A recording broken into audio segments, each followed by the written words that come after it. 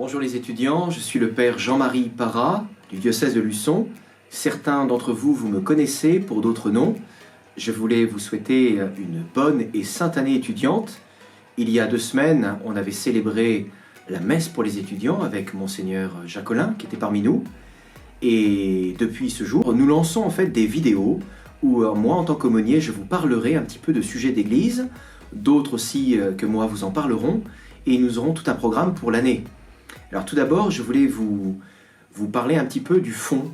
Pour vous, devenir étudiant, c'est un temps privilégié, ou être étudiant déjà depuis un certain temps, c'est un temps privilégié pour approfondir sa vie humaine, son sens de la responsabilité, de la liberté, et aussi sa vie chrétienne, tout court, dans toutes les dimensions.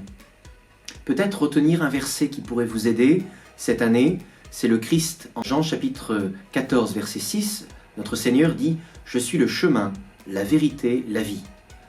Et dans ce triptyque, chemin, vérité, vie, vous avez un peu l'essence de la vie étudiante, même de la vie humaine tout court dans toutes ses dimensions. Cheminer, c'est véritablement se convertir, imiter des personnes qui sont pour nous des modèles, c'est aussi acquérir des vertus, c'est tout son savoir-être qui est important. Et vous savez que quand vous aurez votre diplôme, à diplôme égal, ce qui fera la différence, c'est votre savoir-être et pas simplement votre savoir-faire. Et le savoir-être grandit, s'acquiert dans la mesure où on côtoie les autres, dans la mesure où on s'ouvre aux autres, dans la mesure où on sert les autres, dans la mesure où on se donne aux autres. Et notre Seigneur, en disant qu'il est le chemin, nous montre un chemin de don, de service, de rencontre en humanité, qui nous permet de nous déployer dans notre humanité. Ça, c'est une première piste. Et en cela, je vous invite à vous donner dans le monde associatif, de vous-même vous convertir dans les relations humaines, d'avoir la capacité de s'ouvrir les uns les autres. C'est pas pour rien que notre pape François, récemment, a sorti son encyclique sur la fraternité. Nous avons quelque chose à dire, et chrétiens à proposer aussi sur cette dimension du chemin, de cheminer. Deuxième mot, c'est vérité. Et ça touche clairement aussi vos études. Le savoir-être est très important, mais aussi la manière dont vous comprenez vos études. Parfois, vos études sont sectorisées dans les matières différentes. On apprend telle ou telle matière de biochimie, de technologie, de mathématiques, de Sciences Po, de LEA, de droit, etc., d'histoire.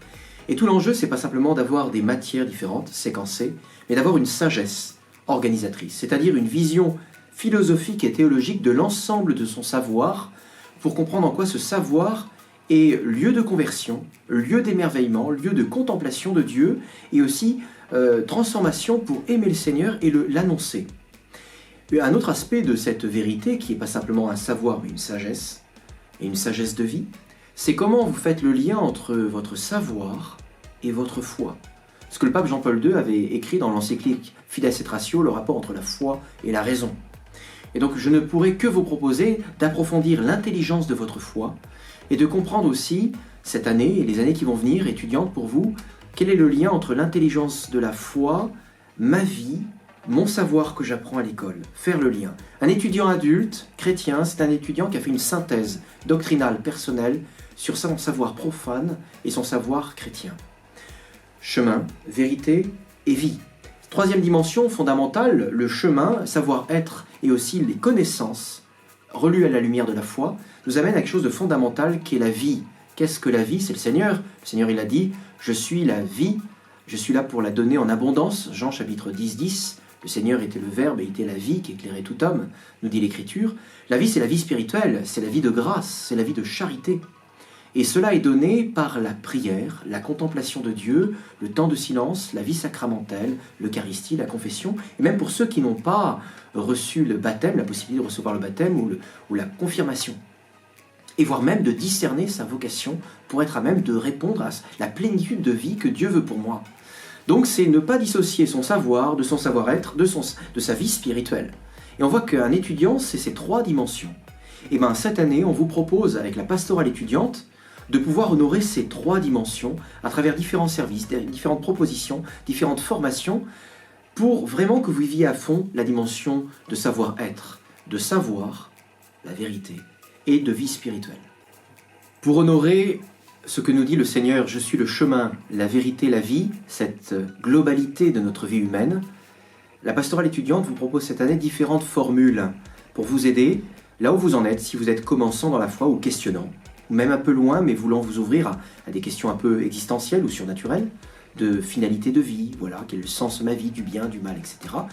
Ou si vous êtes par exemple un chrétien plutôt pratiquant et qui voudrait approfondir l'intelligence de sa foi, ou même avec d'autres, approfondir la fraternité chrétienne, l'intelligence des Écritures, ou alors carrément devenir un missionnaire. Voilà, il y a un peu plusieurs formules qui vous sont proposées là où vous en êtes. Peut-être pour le plus grand nombre, parce que bien souvent dans la vie étudiante, on connaît à peine sa promo. Et quand on connaît sa promo, clairement on ne connaît pas son campus, son bahut, comme diraient les jeunes. Et bien souvent c'est un peu l'esprit de conserve, c'est l'entre-soi, et ce qu'on connaît le mieux, c'est les petites soirées arrosées du soir, mais elles ne font pas grandir, tant parfois sur le plan philosophique que sur le plan de la rencontre. Et je dirais aussi pour les étudiants, les questions que vous avez à votre âge, que vous ayez 18, 20 ans, 22 ans, 23 ans, sont des questions essentielles, les questions existentielles de sens de vie, et bien souvent, monsieur Wikipédia n'a pas les réponses à tout. Et bien, une première proposition, c'est le Wednesday Event, les événements du mercredi, Wednesday Event qui sont faits à La Fontaine, et qu'on dit le WELF, Wednesday Event La Fontaine. En gros, c'est une plateforme pour tous les étudiants. Vous savez, vous êtes 6700 étudiants à La Roche-sur-Yon. Alors, il y en a beaucoup. Vous avez 1700 étudiants un peu plus à la Courtésière, 1500 étudiants à peu près à l'ICES, 300 étudiants à l'ICAM, il y en a à l'IFSI, il y en a au ROC, il y en a aux Établières, il y en a à François d'Assise, il y en a à l'EGC, etc. Donc vous êtes un certain nombre et peu se connaissent entre eux. Et bien le Wednesday Event, qui est l'événement du mercredi soir, tous les mercredis soirs jusqu'en fin février, vous avez la possibilité de vous rencontrer autour d'un verre de bière, dans un bar tapas moins cher que le rue. Et on vous accueillera, c'est les étudiants qui sont barman, c'est les étudiants qui sont à la fois serviteurs, c'est les étudiants qui sont aussi, qui vous amènent les plats, qui font la cuisine, qui font les DJ, qui font les concerts. Ça c'est la première partie du Wednesday Event, du WELF. La deuxième partie de soirée, donc c'est à partir de 20h, à partir de 21h, on fait venir un intervenant dans une dimension d'émission. Les étudiants sont alors caméramans, photographes, intervieweurs. Il y a un ou deux intervenants, un ou deux intervieweurs. Et ces émissions se retranscrivent sur Facebook. Ça nous permet d'avoir des intervenants de grande qualité sur des sujets humanitaires, sur des sujets de coaching, sur des sujets d'entreprise, sur des sujets sportifs, sur des sujets existentiels, sur des sujets aussi, surnaturels. Par exemple, on a pu inviter un exorciste, on a pu inviter un goal de Ligue 1, on a pu inviter un boxeur de Muay Thai. Donc ça, c'est vraiment un sujet qui peut vous intéresser au niveau existentiel, spirituel, humanitaire, et c'est libre à tous. Dans le Wednesday Event, il y a des cathos, il y a des non-cathos, il y a eu des juifs, il y a des musulmans, il y a des anarchistes, des libertaires. C'est le carrefour des nations, la parole est très libre, et c'est les étudiants de tout le campus de La Roche qui vous accueillent.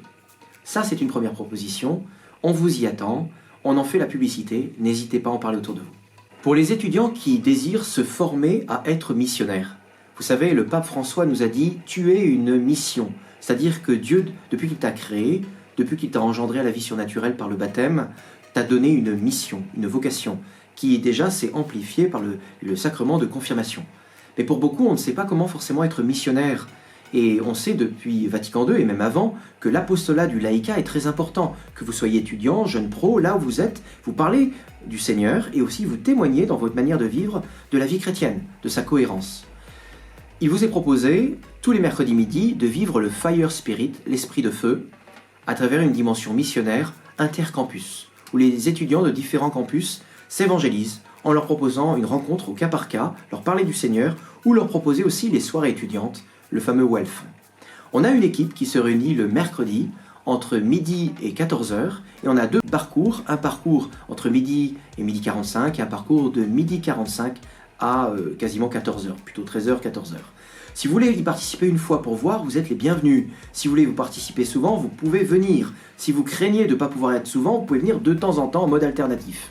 Toujours est-il, on a besoin de missionnaires. Vous êtes 6700 et c'est important que les étudiants, vous puissiez être formés parce que la formation que vous recevrez aujourd'hui va servir à d'autres pour faire rencontrer le Seigneur, mais elle vous servira aussi demain à témoigner dans votre état de vie, que vous soyez marié, consacré, que vous soyez au foyer ou dans le monde actif. Vous aurez besoin d'être témoigné, d'être des témoins, et ainsi l'Église a besoin de missionnaires. Donc cette formation vous aidera. Il y aura des temps de formation audio, il y aura des temps de formation sur le terrain. Voilà, c'est une bonne expérience, n'hésitez pas. Pour les étudiants qui désireraient se former à l'intelligence de la foi, Pendant 12 rencontres le jeudi soir à l'ICES, entre 20h40 et 22h, vous aurez la possibilité de vous familiariser avec le maître dans l'Église catholique de l'intelligence de la foi, le maître du rapport entre foi et raison, qui est le docteur angélique, je nomme saint Thomas d'Aquin. Et donc cette année, on va commenter, comme les années précédentes, des textes de la somme de théologie de saint Thomas d'Aquin, cette année sur la foi, l'espérance et la charité, ainsi que sur la grâce et la béatitude. 12 rencontres, on vous initie à la lecture de la somme théologique, ce chef-d'œuvre de la théologie.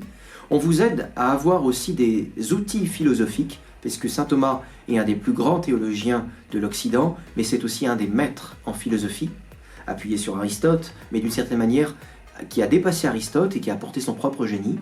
Et on vous initie à cela d'une manière simple. Alors rassurez-vous, c'est vraiment accessible, on vous initie pas à pas à sa lecture, donc on vous invite à nous rejoindre.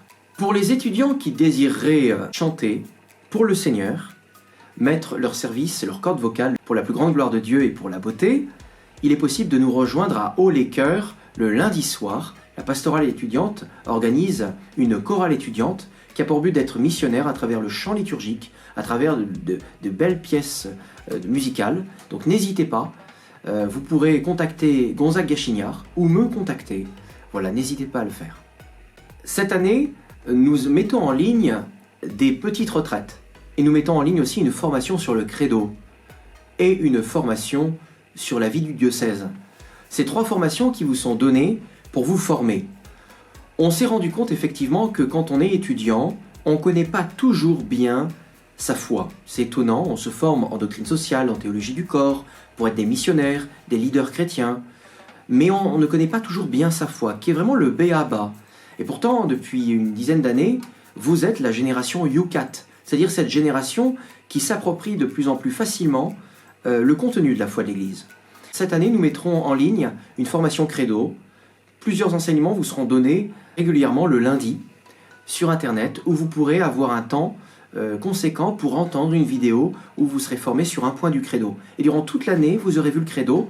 Donc avis aux amateurs qui voudraient redécouvrir leur foi, avis à ceux aussi qui ne connaissent pas bien leur foi, et ceux qui connaissent, n'hésitez pas à faire connaître cette formation en ligne qui vous permettra de bien connaître votre foi. Puis nous avons aussi les petites retraites. Les petites retraites vont ponctuer aussi toute cette année, un petit peu dans la succession liturgique de cette année, où vous aurez une formation à l'oraison, à la fois l'oraison carmélitaine et puis l'oraison ignatienne. Comment on prie? Comment on rentre en prière? Comment on fait silence? Quel est ce mystère de l'écoute de Dieu? Quel est ce mystère de l'union à Dieu? Nous nous mettrons à la tradition des maîtres du Carmel, spécialement Thérèse d'Avila, qui est la maîtresse de la vie spirituelle, la mater spiritualum, la mère des spirituels.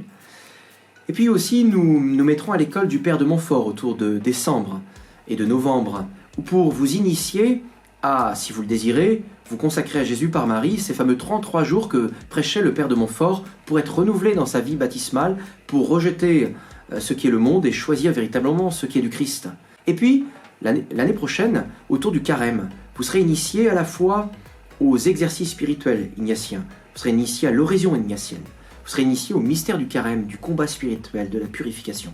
Ça, c'est très structurant pour la vie d'un étudiant. Vous aurez des petites vidéos.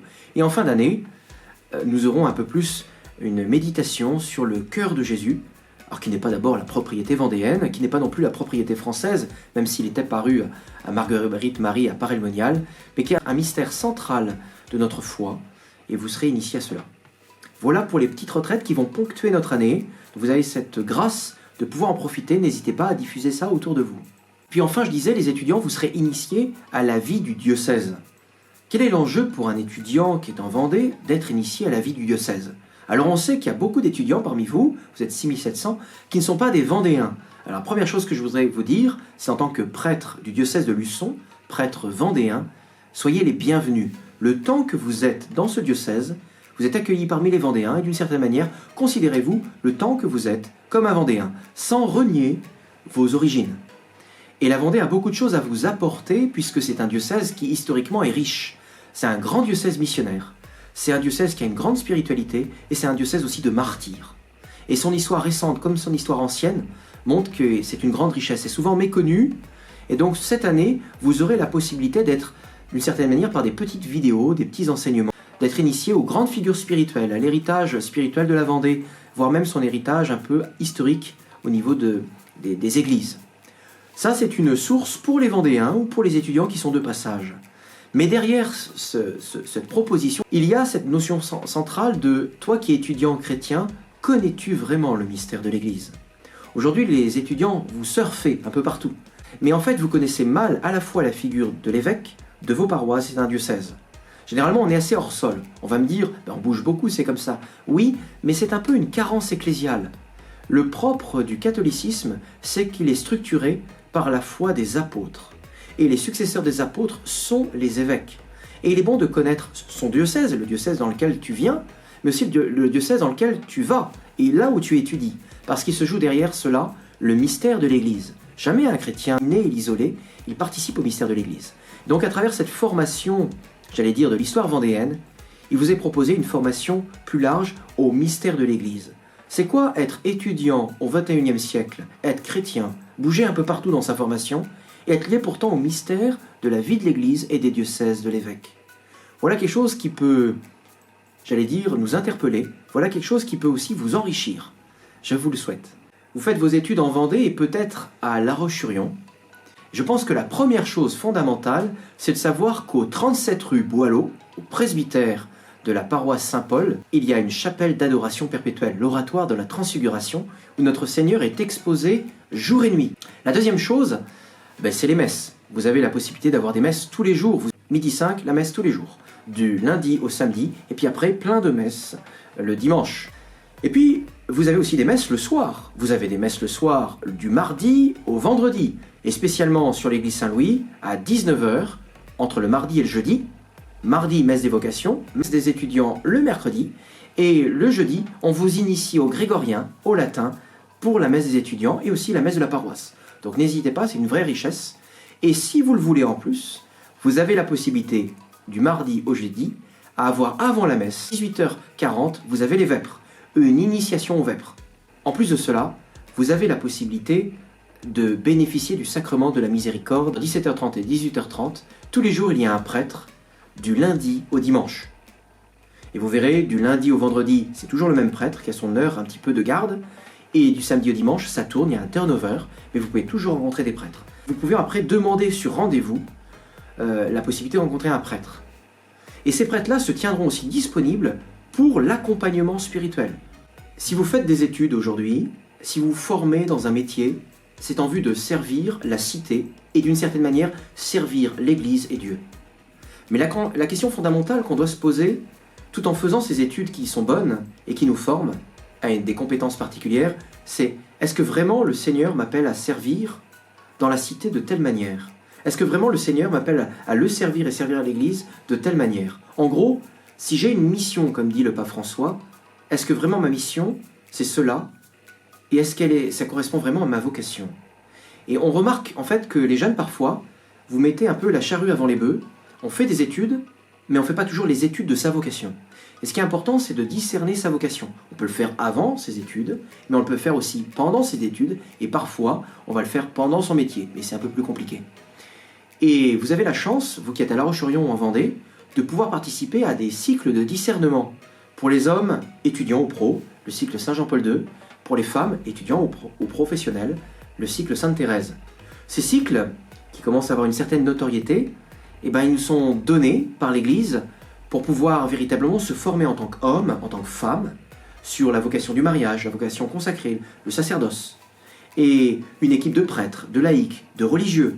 Et cette année, nous sommes parrainés par les moines de Solesmes, la congrégation de Solesmes, qui nous aide aussi à se donner les moyens pour pouvoir discerner. Donc je vous invite à les faire, véritablement. Il y a beaucoup de jeunes qui les ont fait et qui se rendent compte, en fait, ça les déploie dans leur humanité, d'hommes ou de femmes, et que certains sont vraiment appelés au mariage, d'autres à la vie consacrée ou au sacerdoce. Et la pédagogie est faite de telle manière qu'on peut véritablement échelonner un temps qui vous permet de mûrir, de grandir dans votre humanité masculine ou féminine, voilà, tout en continuant vos études ou votre vie professionnelle. Donc ça, c'est une vraie grâce. Ne passez pas à côté parce que c'est important. Je vous souhaite une bonne et sainte année.